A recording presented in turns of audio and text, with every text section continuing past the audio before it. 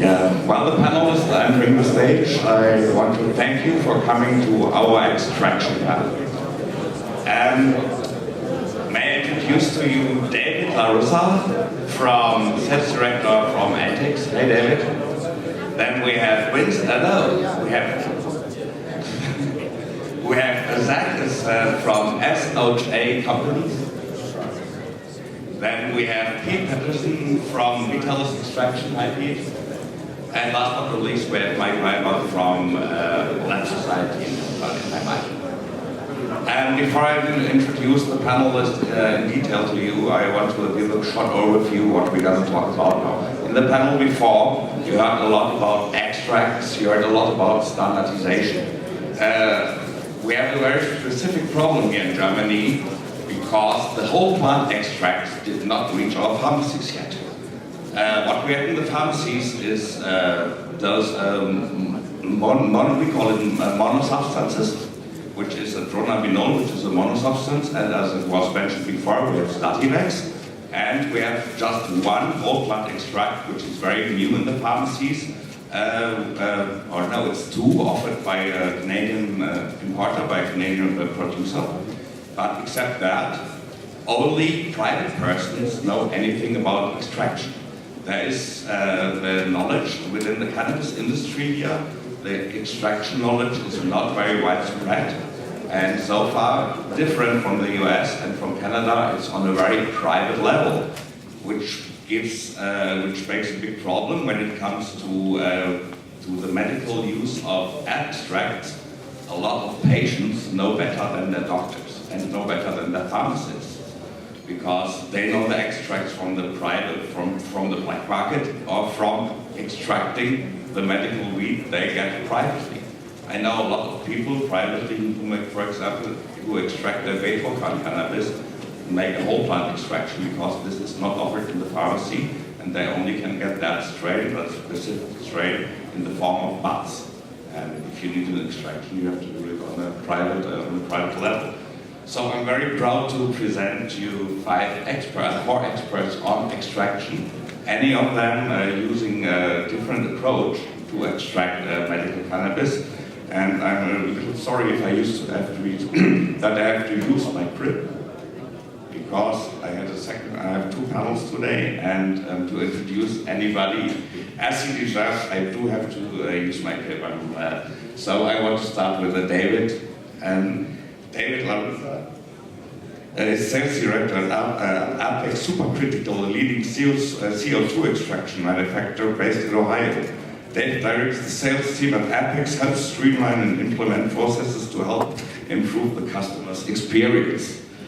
And as we talked in the green room before the meeting here, before the panel, you don't have products in your state yet, but you're actually focusing on producing or on the technique behind it. And my first question goes out to you. Your company is specialized and focused on developing supercritical CO2 technology on industrial level.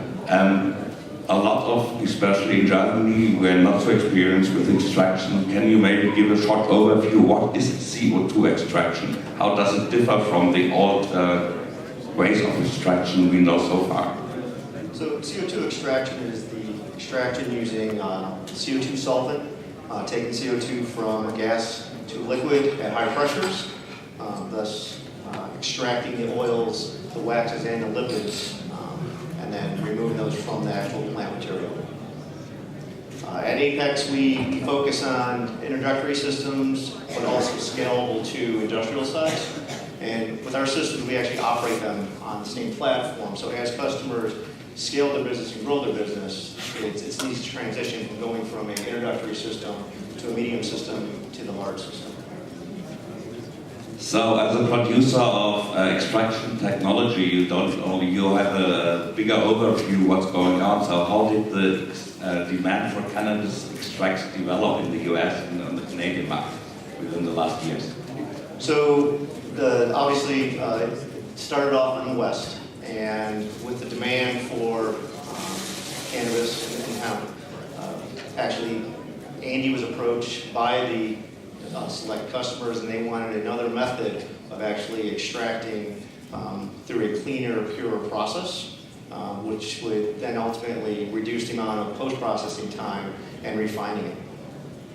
And to come back to what I said in the beginning, this is also a technique you cannot use on private and small levels. Is that true? Correct.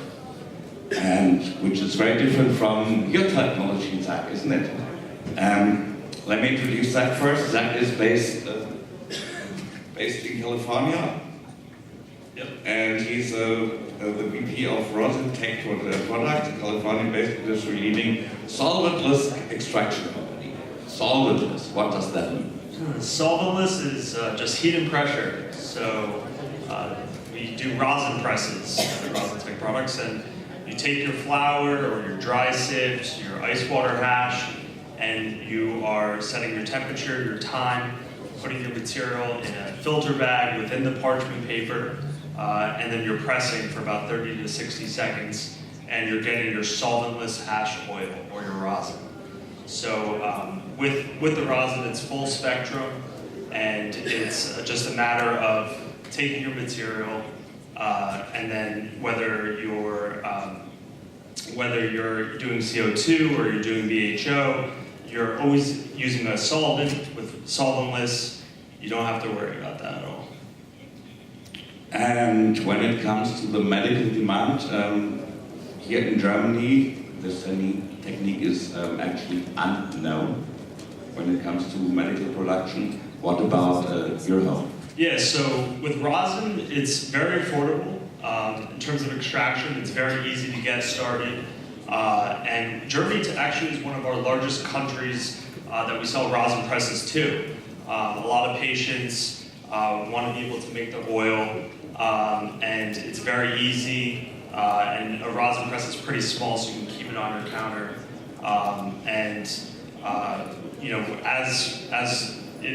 Basically rosin started about 10 years ago, maybe even a little bit longer. People started with hair scrapers. And now we've developed presses that are just a little bit more pressure, but that allow you to get the oil with less time under the heat, which allows for greater terpene retention. So with rosin, you get a really tasty end product that with ice water hash is some of the best oil out there on the market. Ice water hash would be washing your material, putting it in a freeze dryer, and then pressing it and get your ice water hash rosin. Okay, and this is also a technique patients can use on a very small scale, can't they? Yeah, you could do. It's pretty much a connoisseur product out there. But we do work with a lot of processors all over the world who are attracted to the idea of doing solventless. Like when you go into a supermarket now, you look at your shopping cart, everything's organic. With solventless, end consumers and patients are excited about the idea of having a clean, tasty, terpy end product. Pete, it's great to have you here. You founded Vitalis Extraction Technology back in 2016, and before you have 15 years of experience in varied industries, in legal, retail, manufacturing, and healthcare. And when I did some research on your homepage, I found the following. Before opening the doors on what would become the leading manufacturer of an industrial-sized supercritical CO2 extraction systems, three partners went out to extractors and asked that very question. The answer took them on a 2-year journey of research, ideation, and development. May I ask you to mention the cornerstones of the answers you found? Does this work? There we go. So, I came out of the private equity side. I don't know if we have anybody from the finance world in here. Anybody interested? I guess everybody's interested in extraction. That's why you're sitting here today. I was a customer buying these systems. We looked at the space and wanted to build just some big, gigantic machines. Is kind of the approach that we took. And when we looked at the determining factors for these systems, there's a lot of information that's out there. There's with the Apek systems and Eden and Precision and all sorts of different types of extraction, we tried to say, okay, how can we normalize that a little bit and make it a little bit more understandable? So we looked at just the pillars of extraction being temperature, pressure, and flow over a certain amount of time, right? So temperature and pressures, you can vary those depending on the type of output that you want. And then increasing or decreasing your flow rate, so the amount of solvent that you're adding to the equation, to again get a different type of result. So our talk track, our basis of extraction, basis of research and design has been around temperature, pressure, and flow, and in order to decrease the amount of time that it takes to facilitate the extraction. And your company announced a cooperation with Hemp America CBD, a very big CBD oil producer. And despite hemp farming in the USA is more an exception than a rule, you can produce on a very large amount.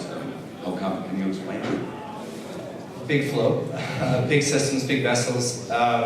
You guys are probably seeing it as well, I would imagine. Since the Farm Bill just passed in December in the US, that has created a monster demand on the, say, CBD extraction side of it. And we're also seeing that across Europe right now. CBD is becoming far more popularized.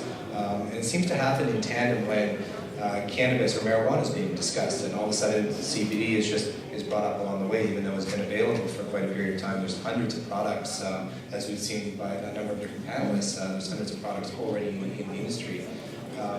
Really just when our customers approach us, especially with these large hemp systems, are looking for large volume.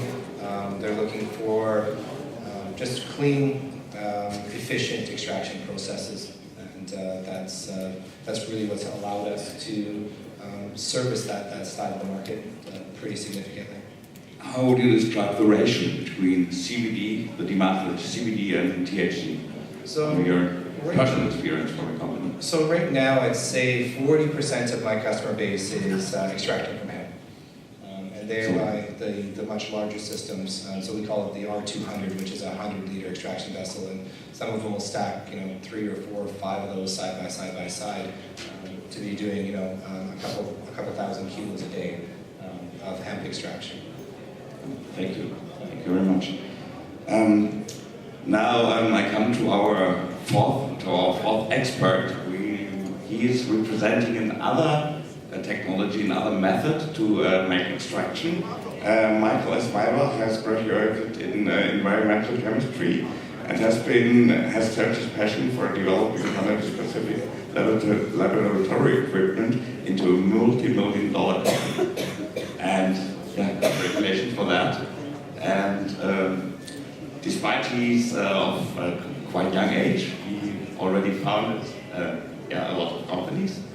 And your recent project is focusing on short path distillation.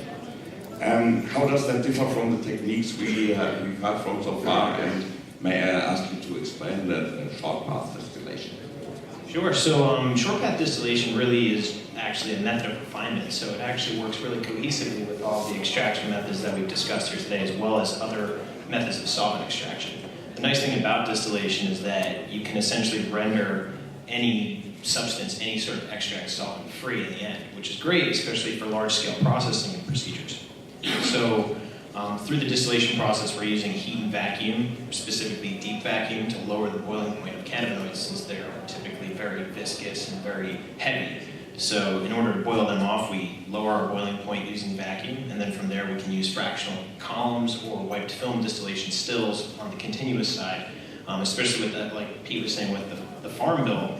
The scale has jumped tremendously. We started off with small units that were doing, a half kilo to, our largest small scale system does about 12 kilos per batch, to a system that does 10 to 20 kilos per hour feed rate. So obviously it's a substantial difference. And then from there, we're also looking to scale from 50 to 200 kilos per hour. So we're talking about much larger systems.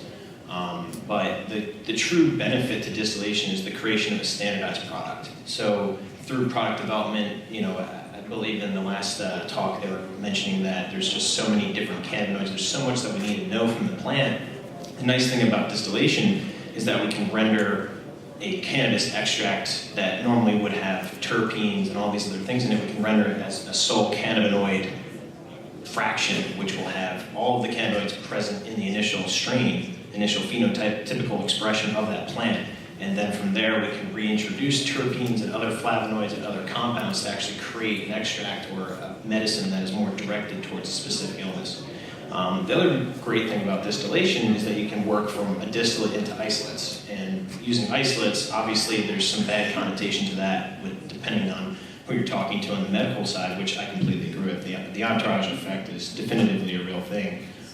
But the benefit of distillation is that you can start with a very pure product prior to these processes.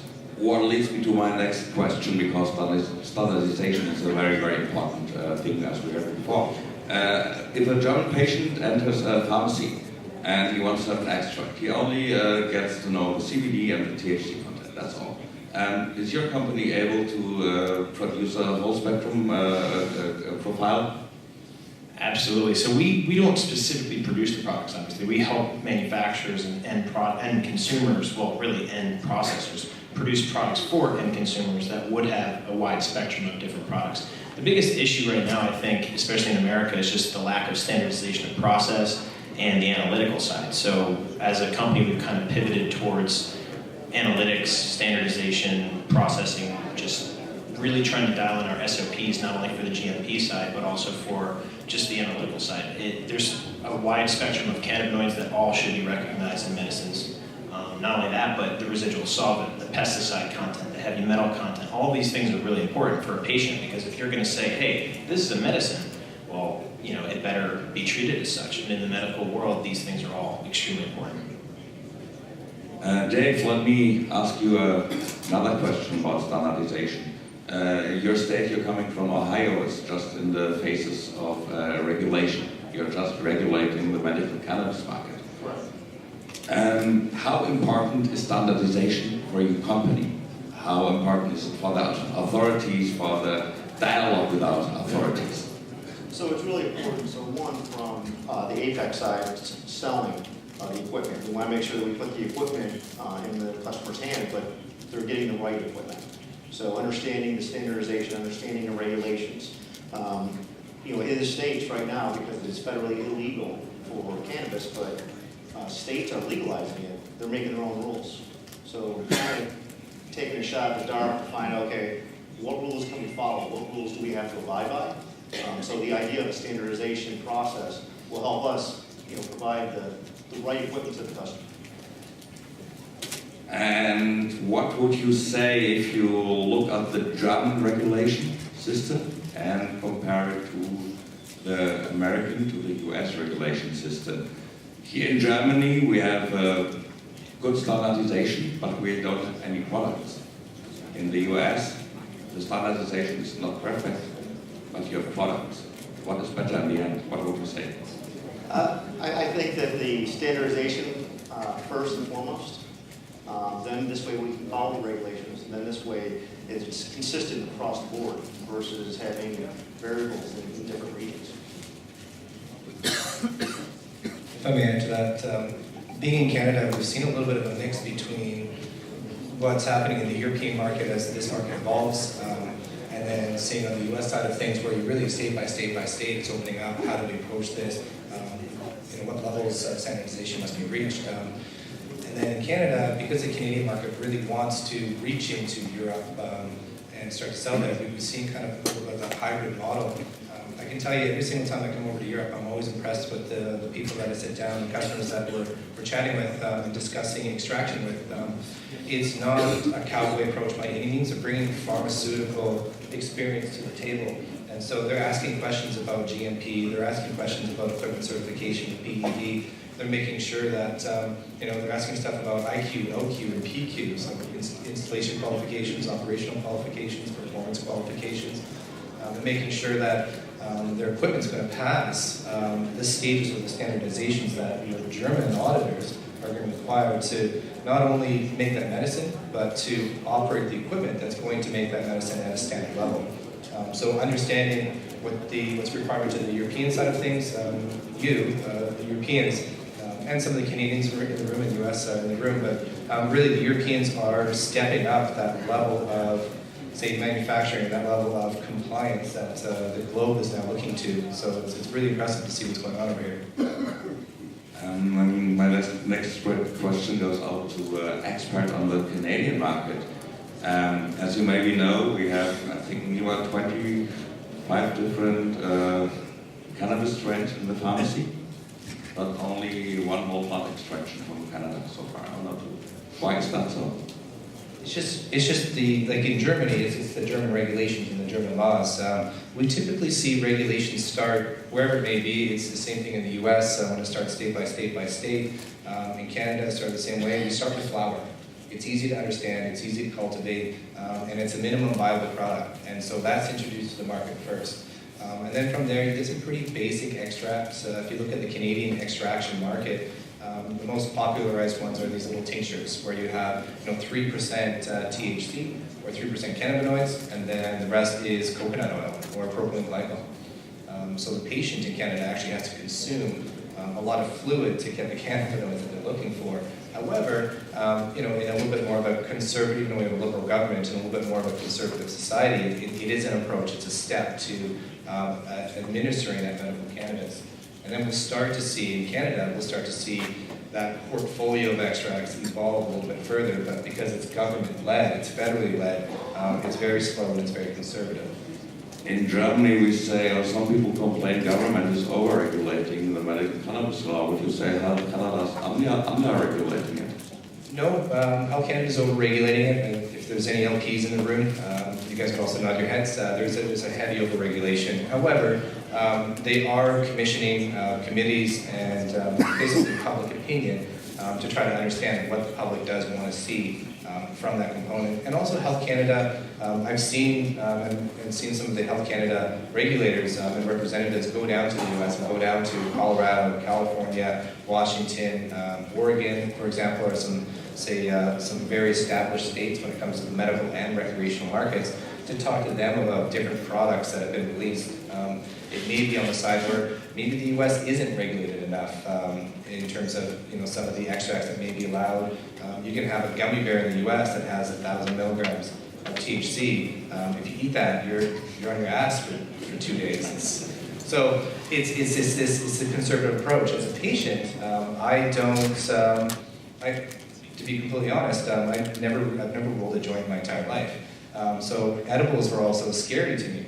I didn't know, if I had one, when was it going to kick in, what was it going to be like, and that's very normal for people that don't consume cannabis. And so having a small approach, a conservative approach, I think is going to build that trust within that consumer brand or the consumer market. Zach, when it comes to consumer trust, to building a brand, we have seen that the other kind of extractions are already available somehow here on our market. Your rosin tech is, I've seen it in the Spanish social clubs a lot. Meanwhile, so there's a really small revolution going on, but actually your product is not in the pharmacies yet and is not on the market here yet. So how do you see what's the future of rosin tech, of rosin extraction in Europe? Yeah, so overall, right now, it is on the end consumer side and in the cannabis clubs. We're seeing a lot of clubs in Spain, but also interest in the Netherlands and other places. But we are seeing a lot of, originally when we were getting started in Europe about 2 years ago, it was the patients reaching out. Patients, with stage 4 cancer, looking for an affordable way to get their oil, would contact us. And then tell their friends, and that's kind of how we got our start in Europe. And I think, going forward, rosin as a very affordable way, almost like having a juicer in your kitchen or something like that. That's how I envision, rosin in the future for Europe, being really popular for the end consumers, but also, as we head more towards the recreational side in Europe down the road, I hope to have the solventless experience like we do in the US, where you can bring your flower, we'll press for you for free, and it's just all out in the open, and it's all about education. So yeah, I think down the road you're going to start to see more shows where there's more pressing going on, and people bringing their buds, and you educate them, whether it's CBD flower or with THC. Yeah, I've seen it developing in Barcelona. The year before there was one booth. This year, I think there were 4 or 5 booths and they were all crowded. And my last question, because time is really pushing us, goes out to Mike. We never talked about terpene extraction so far, Mike. But terpene is also something you can extract. It's not only cannabinoids, you also can extract terpenes.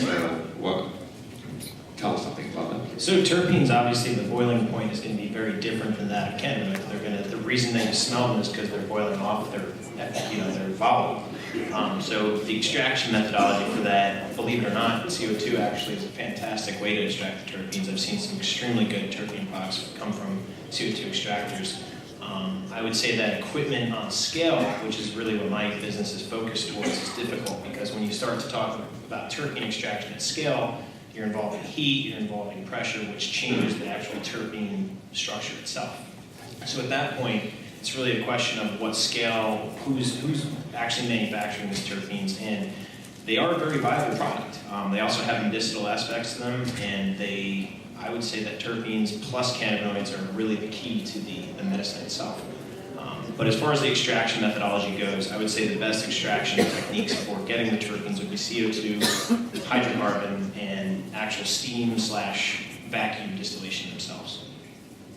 Thank you very much. I'd really like to go a lot deeper into the material, but time is pushing so hard. I'm so sorry. Let's hear it again for the panel. I do have one quick question.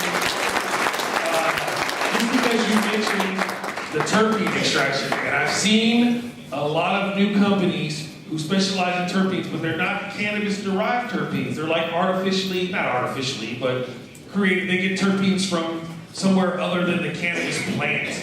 Are they the same? Is that the same thing? Is it different? Are the molecules different? That's a fantastic question. The cool thing about cannabis is that it has an array of terpenes. Honestly, for analytics on that side, we really have trouble determining which terpenes are in the actual plant because there's so many. I mean, there's hundreds.